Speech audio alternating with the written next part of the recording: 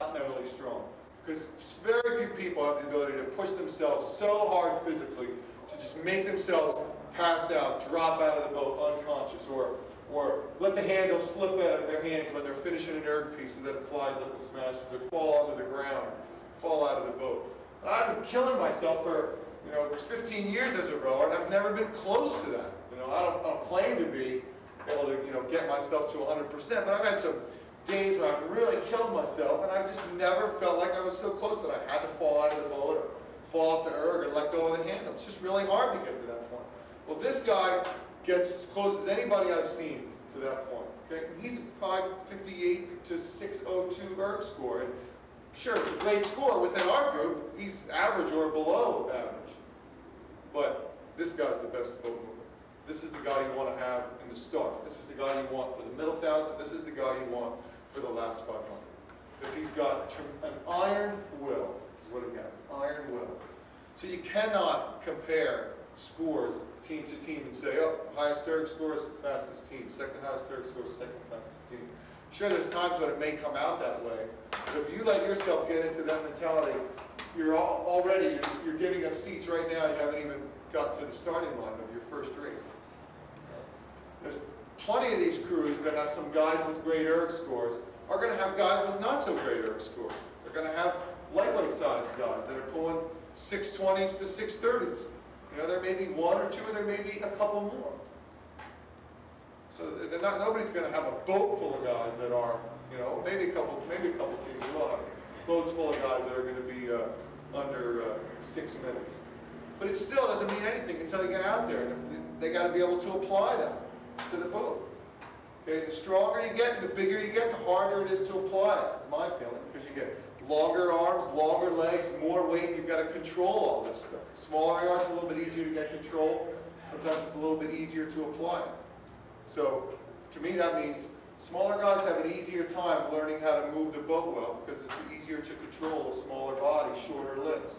So you can have some efficiency. So that means that smaller guys with maybe not such great erg scores can really make a boat go pretty well. And although things have changed, I think, from when I was in high school and college to now, it seems like there's a lot more focus going on the erg. There's a lot more focus on power, and there's a lot more focus on size. And if everybody's focusing on that, then all the crews are going to be only putting their biggest guys in and only putting their biggest erg scores in, and then you can't really ever see whether maybe slightly smaller guys or guys with slightly less erg scores actually are competitive or not, because some people just don't even use them. They just write them off. They don't give them a chance from way too early on. But if you're really careful and you look at what's going on in certain places, and I'll give you a perfect example. Only 2 years ago, and this is not a testament to anything about my coaching, but to some of the guys I coached. I coached a high school crew 2 years ago, 2.5 years ago now, 3 years ago, 97 spring. It's a high school crew with 3 guys in it that weighed 150 pounds or less. And there was a stroke, the bow pair, and the 6th man was 170 pounds. So there's 4 guys in the boat that are 170 pounds or less, right? And erg scores for a high school crew, maybe average, maybe slightly above average. Okay, 2 guys under 640, and everybody else between 640 and 650. And it's the fastest crew that I ever coached. Okay, they won all their races in California, and then they won the national championship. And this is 3 guys, literally 150 pounds or less. Tough as could be. 3 guys just as tough as could be. I thought they were the 3 best boat movers. 3 best boat movers that we had. I had no choice, but to put them in the boat, because they just showed how well they could move the boat. Okay, they were close to their max, and they believed in what they were doing. They didn't give in to any of this stuff when they saw another boat from wherever our competition was, Marin or St. Paul's or Cincinnati, with a bunch of huge guys in it. You got any St. Paul's guys here? Cincinnati guys here? Were you in that race? Okay, so maybe I don't know if you remember any of those. Yeah. So there was, we had one guy that was 6'4", 190 pounds, and another guy that was 6'5", 190 pounds, and then, down from there. And I wouldn't have believed it. You know, I almost was getting caught up in this, you know, bigger guys, stronger guys, big ergs, you got to use power. You know, that was happening from, you know, even before 1996, and I was kind of getting caught up in it myself a little bit. But when I saw these guys go out and perform, it just brought me back to remembering, you know, crews at Penn that I knew really well, crews at Harvard that I knew really well, where there was like, you know, little clubs of like 2 or 3 guys that are 160-pound guys rolling in a heavyweight college varsity, winning national championships or winning the Eastern Sprints. Maybe they weren't winning by big margins, but guys that would get the lead and just not give it up if they're, you know, no matter if their life depended on it. It didn't matter. They just didn't listen to this garbage, you know, about ergs. And to on a personal note, you know, I can't say why I was like this, but you know, only the last time that I didn't have in the group that I was competing in when I was still rowing was maybe freshman year in college. Well, actually in high school I was second on the erg because we got ergs my senior year in high school. So then freshman year in college I was pretty good on my freshman team, but after that, you know, I was always the, you know, second or third on the erg, and gradually as I stayed in rowing longer and longer, I moved down the ladder on the erg score, and they get posted and I would see where my score was, and I always wanted to have a better score. But for whatever reason, you could not have convinced me that any of the guys on the list on port side, the erg score higher than mine, no matter how high you went to the top of the list, that I couldn't beat that guy. I had a list in my room, all the names, all the scores, and I had my name here and all the scores, all the guys that were above me. And as weeks would go by, one at a time, I just felt like as I would see each guy's name, I'd just say, now I got that guy down, and I just crossed his name off. Because I just knew I was going to be moving the boat better than this guy. I was going to be faster. I was a better person to have in whatever crew I was trying out for than the other guy. I always believed it. I never believed that a single guy was better than me just by virtue of his score.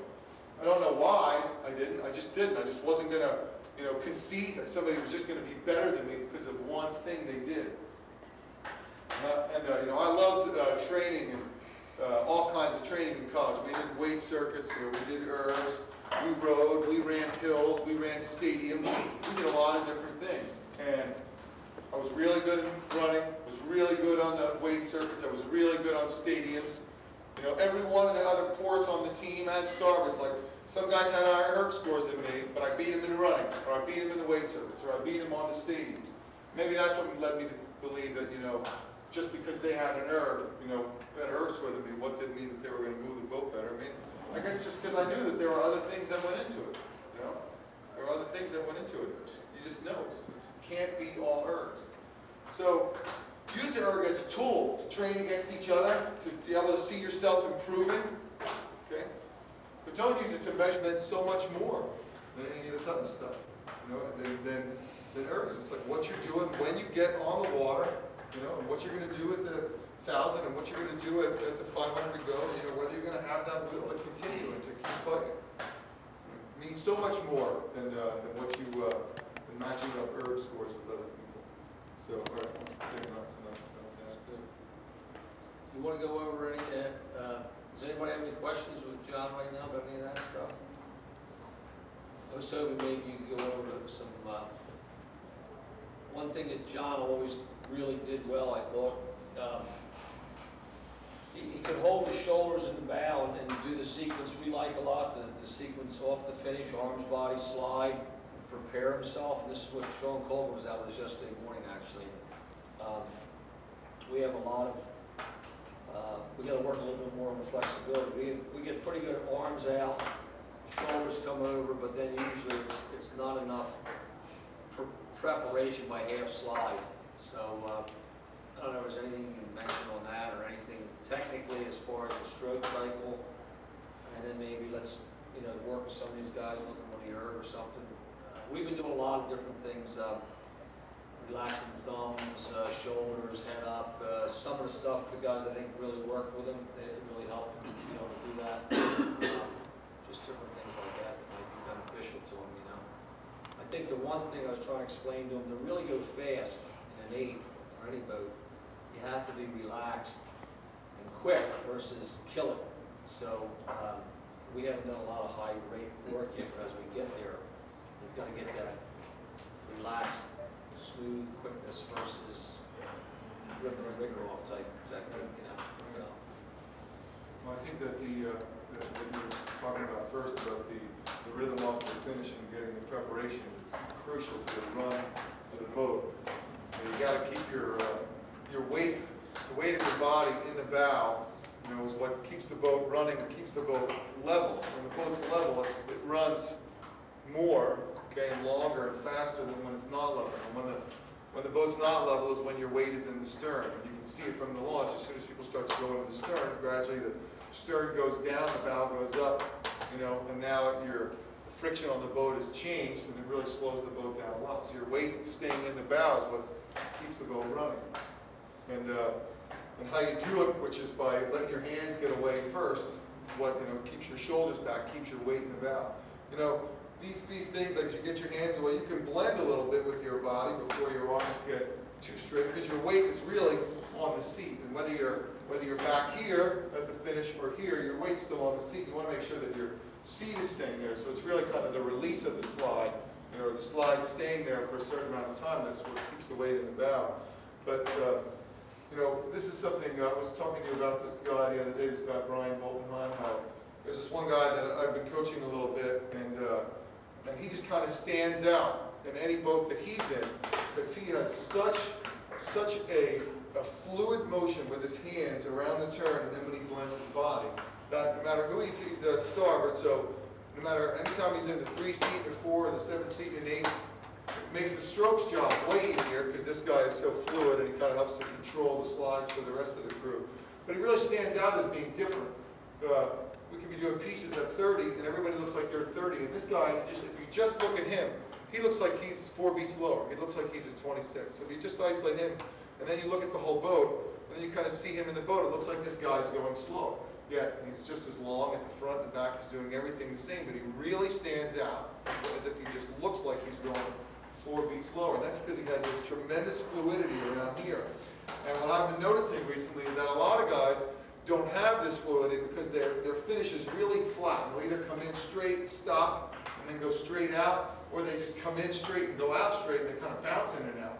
But what makes this guy fluid is that he goes around. You can see his circle. You can see the circle that he makes with his handle here at 40 or at 18, but you can always see it. He goes around, and the turn is what seems to, you know, give him the beginning of this fluidity. As soon as you get it going, it allows you to continue it.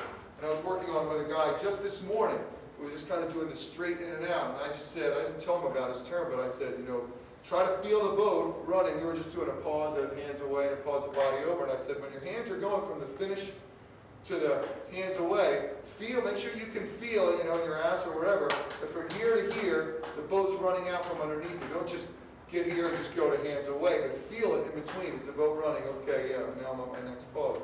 And what he immediately did, for whatever reason, is he went around the turn, and that's when I saw this. As soon as he went a little bit more of a circle, he had this much more fluid motion, and he got to here, and you could immediately see a change in the run of the boat. So you really have to go around, and when you go around, I think you can feel it more, okay, than if you just go straight in and straight out. You know, and it doesn't have to be a big circle. I mean, certainly when your cadence goes up, your circle's got to be really small, so then you can, you know, get back and forth and get the cadence up. But you still have to go around to be able to feel it. Too flat, I think, takes away your ability to feel the boat in there. And so you go around, you feel the run, and you go from here to the hands away. And even when you go from there to the body over, you got to feel the boat running underneath you. If you don't feel the boat running, then you're probably not getting, you know, you're probably too clunky going through these positions. And I think when you can feel it, you have an innate sense of what's right. You know, and then you'll have the right preparation that you need for the cadence that you're on and for the boat speed that you have. But if you don't feel it, you can't tell. Then you're just like, okay, hands away, body over, sliding, or going through it and trying to get to those positions. But if you're not feeling the boat, you can't really tell what the right position is. So you have to feel it. And the beginning of feel is to go around and start it right here. If you feel it here, then you'll be able to feel it at the next spot, and then at the next spot. Well, but if you don't get it, I think if you don't get it right from the finish, it's really hard ever to get it back, to regain it, you know, in the middle of the recovery at some point. So, when you do steady state, The way I like to do steady state is I like to really separate my stroke. Just like the coach was saying, I like to get my hands out as far as I can. And it's like a drill, okay? It's not racing, and you're not going to roll like this when you're racing. But I like to really separate as much as I can. And I don't make it mechanical. And right when my arms are about to stretch out, or get fully stretched out, that's when I like to start the bottom. I like to really try to separate it, because I can feel like this is when I can really feel the boat running and get a sense for what's the next thing to do, And I feel the boat running from here to here, and then I can say, okay, it's run as much as it could up to that point. Now start to let my body come over and continue to feel the run. And when you separate this, you'll feel the difference in the run. Or, excuse me, if you separate more than what you're normally doing, you'll feel the difference in the run of the boat. And it's not easy to just sit back here and let your hands get all the way out, before you start your body over. And it's not easy to leave your legs flat until you get a nice long body preparation before you start letting them come up. Like some people will do this and they'll say, okay, more body reach, and they'll keep going, and they'll almost get too much. And then, the hamstrings get tight, and then you see, boom, the knee pops up, and then they start by, getting like, boomerang, or like, flood up the slide like a rubber band. And you have to feel the right moment, okay? So by separating, hands first, hands are almost all the way up, and then body over, then you can just start to gently feel the hamstrings, and then you just release and continue to feel the boat. This is where you'll definitely sense a lot more run. And yeah, you want to try to carry some of this over as the cadence comes up, but of course then you got to blend the edges a little bit more. You can't let your hands get too far out before you start your body. You can't hold the legs down too long before you start sliding. But you still want to try to maintain some semblance of hands, body, slide. I mean, that's the fundamentals of rowing. You see in the reverse on the drive, legs, body, and arms. These are the fundamentals. You have to execute this at 16 or at 36. You have to have some semblance. So really important part. And you can do it on the erg as well. I think it hurts your score. Like I think it's better on the erg if you just want to get a better score to go straight in and out. Okay. But you can do it on the erg if you want to just work on, forget about the monitor. If you want to work on feeling your recovery, you can go around and feel the separation on the erg. And I'll watch it now. I'd like to see that actually, because it's just like being in the tank. Just get somebody to separate. And it's not easy. It's hard. I felt like I only the videos of me from 1986. And really little layback, I think. And, we kind of came around a little bit, punched up, and didn't quite separate, not nearly as much as I learned to in the years later when I started rowing. Yeah. That's guys said, did you row differently then? I said, a little bit. You mean as a team, or? Well, yeah, we're a little more slashed over. We haven't sitting up there now. Yeah, but you know what this picture reminds me of, and some of the videos makes me think about how we were kind of a little bit round in our bodies and not getting a lot of layback. But what we were doing was we had pressure on the handle, pressure on the face of the blade, and pressure on the footboard, like coordinated to the very end. And this is also something really different. It's not hard to do, but that's something really to work on the erg. You just want to split, drop right away when you do that. Guys, when I erg in a row, I just think about this stuff all the time. I think about nothing else. I mean, I never, maybe when I was in college, I was still thinking, okay, I got some pretty good power. I'm going to go ahead and pull hard. But after that, my delusions of being a power guy, were gone. Like I felt like I had to learn how to move the boat. And I just think about this stuff all the time. I really erg 5 days a week. Right now, yesterday I did 3 times 15 minutes AT, and every minute of every 15 minutes, every stroke, I think about this stuff all the time. I think about separating again with body preparation. I think about pressure on as I'm squeezing the handle, that the pressure is going from the handle through to here, right into the footboard, and not. Sometimes, you ever see some like videos people row where they get to the end of the stroke and their legs flatten out, and then their knees kind of come up again for a second, and then they start going, like their knees come, like they flatten their legs out, and as they finish, their knees come up, and then they go down again as they start to reach forward, and then they go for the next stroke. And this is because they're getting to the end, and they're not continuing to press on the footboard. As they apply pressure here, they stop pressing on the footboard, the toes come off the footboard, and now they're pulling here, trying to get it in the water, and it kind of pulls their slide back forward. It's not actually, it kind of really stops moving the boat forward. I mean, it's still pretty fluid. You can still go fast doing it, obviously. But there's like a couple inches lost at the end of the stroke. This is something I do this. I think about this stuff all the time. You know, I think about getting my leg, I think about keeping my shoulders relaxed, you know. And of course, I did then as well when I was, you know, just getting out of college and training more on my own and trying out for the national team. But you know, and that's when I think I really learned how to separate and how to break it down. And you know, for like 3 or 4 years of really working on it myself, I felt like I knew how to do it. You know, I knew how to do it, and I knew that it actually made whatever boat I was in just a little bit better. You know? But it's hard. You got to concentrate on it a lot. You have to think about it a lot. You want to try some of this?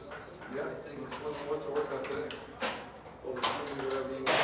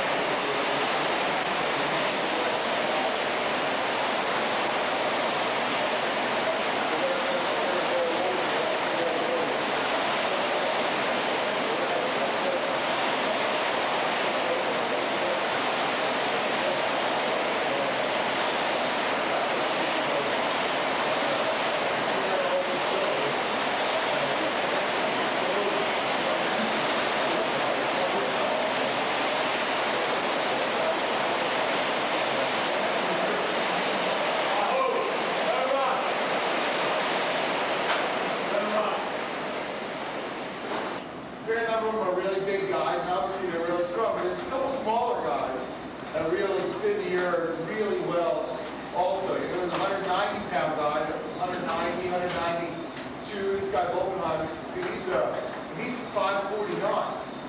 But what I think it is, it's like, yeah, he's really strong, but all these guys, none of these guys with great scores row with anything less than just what I think is just a perfect connection in their upper body, you know, into the legs on the earth.